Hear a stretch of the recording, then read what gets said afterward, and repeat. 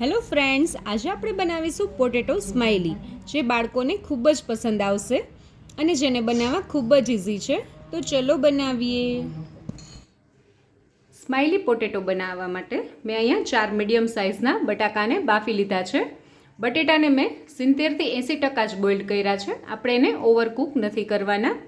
જો તમે બટેટાને ઓવરકૂક કરશો તો એમાં પાણીનું પ્રમાણ થોડું વધુ રહેશે, એટલે આપણે એને 70થી 80% જ બોઇલ્ડ કરવાના છે. હવે આપણે બટેટાને આ ખમણીની મદદથી એકદમ સરસ રીતે ખમણી લેશું. તમે આને મેશરની મદદથી પણ મેશ કરી શકો છો, પણ એ વાતનું ખાસ ધ્યાન રાખવાનું કે બટાકાની સેજ પણ કટકી ના રહે, નહીતર સ્માઇલી પોટેટો બનાવવામાં મજા નહીં આવે.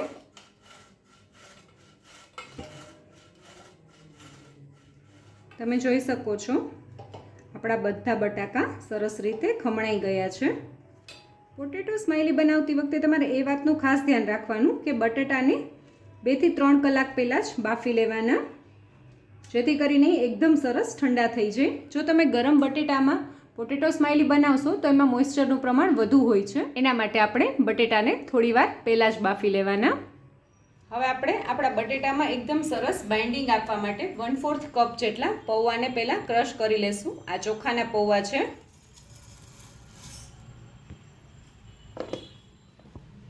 આપણે આનો એકદમ સરસ ફાઇન પાવડર બનાવી લેવાનો છે, તમે જોઈ શકો છો. હવે આપણે બટાકામાં સરસ બાઇન્ડિંગ આવે એના માટે આપણે જે આ પીસેલું પૌવા છે એનો ભૂકો એડ કરી દઈશું. આપણે એનો એકદમ સરસ ફાઇન પાવડર બનાવી લીધો હતો. હવે આની સાથે જ આપણે કોર્નફ્લોર બી એડ કરશું. મેં અત્યારે 2 ટેબલ સ્પૂન જેટલો કોર્નફ્લોર આમાં એડ કર્યો છે. પછી જરૂર પડશે તો હું આમાં એડ કરીશ, પણ હવે આની સાથે આપણે મસાલા બી કરી લેશું. મસાલામાં આપણે થોડો મરીનો ભૂકો એડ કરશું.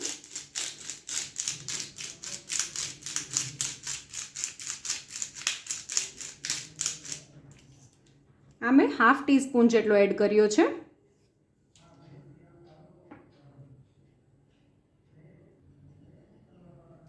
સ્વાદ અનુસાર આપણે મીઠું એડ કરશું. 1/2 ટીસ્પૂન જેટલું લાલ મરચું એડ કરશું, જેનાથી એકદમ સરસ બહાર જે પોટેટો સ્માઇલી મળે એના જેવો સરસ કલર આવશે.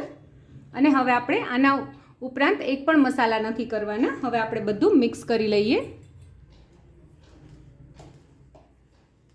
તમે જોઈ શકો છો એકદમ સરસ બાઇન્ડિંગ આવવા માંડ્યું છે, પણ થોડોક આપણો જે આ લોટ છે પોટેટો સ્માઇલીનો એ થોડોક સ્ટીકી લાગે છે, તો હું આમાં 1/2 ટીસ્પૂન જેટલું પાછો કોર્નફ્લોર એડ કરીશ.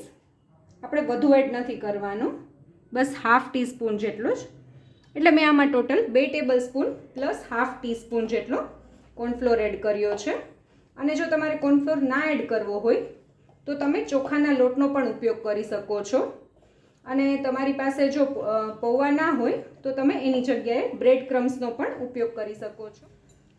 હવે તમે જોઈ શકો છો એકદમ સરસ લોટ જેવું બંધાઈ ગયું છે. હવે આપણે હાથમાં થોડું તેલ લઈને લોટને થોડો ચીકણો કરી લેવાનું છે. તમે જોઈ શકો છો મેં અહીંયા થોડુંક જ તેલ લીધું છે. હવે આપણે લોટમાંથી થોડો પોર્શન લઈ લેવાનું છે,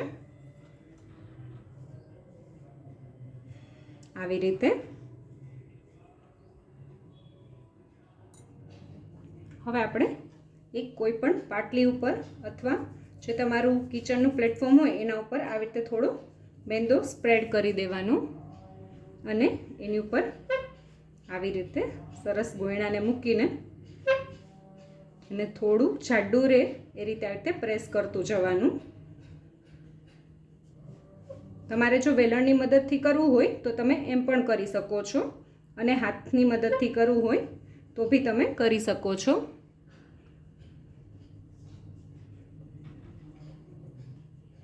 તમે જોઈ શકો છો એકદમ સરસ આ આપણું જે લોટ છે એને મેં સરસ સ્પ્રેડ કરી દીધો છે, એકદમ મસ્ત.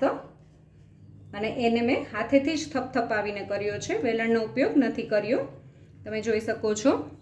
અને હવે આપણે કોઈ પણ ઢાંકણાની મદદથી આને આપણે રાઉન્ડ શેપ આપી દેશું. આ રીતે આપણે બધામાં રાઉન્ડ શેપ કરી લેશું.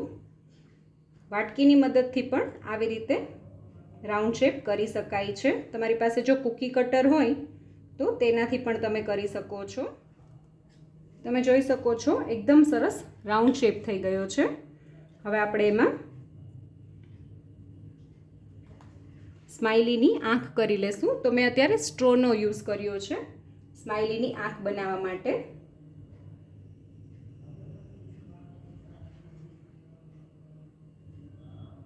તમે જોઈ શકો છો એકદમ સરસ સ્માઇલીની આંખ થઈ ગઈ છે. અને હવે આપણે ચમચીની મદદથી સ્માઇલીની જે સ્માઇલ છે એકદમ સરસ ક્યુટ વાળી એ આપણે કરી લેશું. આવી રીતે થોડી ચમચીને નીચે પ્રેસ કરવાની, જેથી કરીને સ્માઇલીની એકદમ સરસ સ્માઇલ બની જાય આપણા પોટેટોની. તમે જોઈ શકો છો એકદમ સરસ સ્માઇલ થઈ ગઈ છે. અને આ જ રીતે આપણે બાકીના સ્માઇલી રેડી કરી લેશું. હવે આપણે જે આપણી આ પોટેટો સ્માઇલીને રેડી કરીને રાખી છે એને પ્લેટમાં લઈ લેશું. પણ એ પહેલાં આપણે જે આ વધારાનો પોર્શન છે એને કાઢી લઈશું, જેને આપણે બીજી સ્માઇલી આવી રીતે બનાવવામાં યુઝ કરી લેશું. એનો પણ આપણે ડો એક બનાવી લેવાનો છે પાછું. હવે આપણે આપણા પોટેટો સ્માઇલીને પ્લેટમાં લઈ લઈએ. આપણે એની થિકનેસ આટલી રાખવાની છે.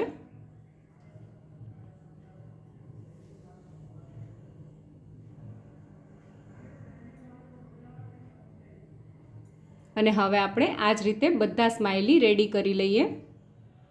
આપણા બધા સ્માઇલી રેડી થઈ ગયા છે, તમે જોઈ શકો છો. હવે આપણે ફ્રાય એને કરી લઈએ.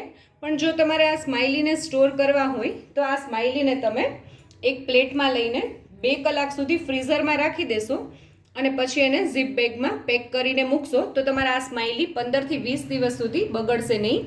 અને પછી એ ઝીપ બેગ તમારે ફ્રીઝરમાં રાખવાની રહેશે. ફ્રીઝરમાં રાખવાની છે, ફ્રીઝમાં નહીં.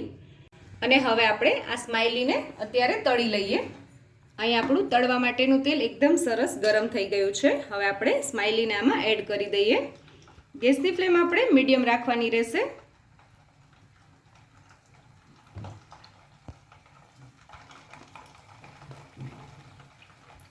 બે મિનિટ જેવો સમય થઈ ગયો છે અને તમે જોઈ શકો છો સ્માઇલી થોડા થોડા તળાવા લાગ્યા છે. એનો કલર બી થોડો ચેન્જ થઈ ગયો છે અને થોડા ઉપર બી આવવા લાગ્યા છે. હવે આપણે આ સમયે સ્માઇલીને ટર્ન કરાવી દેશું. તમે જોઈ શકો છો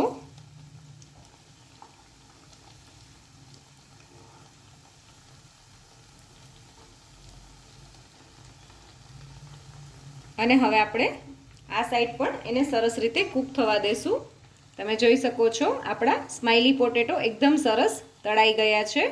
હવે આપણે એને પેનમાંથી કાઢી લઈશું. હવે આપણે ટીશ્યુ પેપર ઉપર લઈ લેશું અને આપણે આ જ રીતે બાકીના બધા સ્માઇલીને રેડી કરી લેશું. તો તૈયાર છે આપણા પોટેટો સ્માઇલી. જો તમને મારો આ વિડીયો ગમ્યો હોય તો મારા વિડીયોને લાઇક કરજો, શેર કરજો અને મારી ચેનલ કુકિંગ વિથ ઉમા પુરોહિતને સબસ્ક્રાઈબ કરજો, જેથી કરીને આવા નવા વિડીયો હું તમારી સાથે શેર કરી શકું.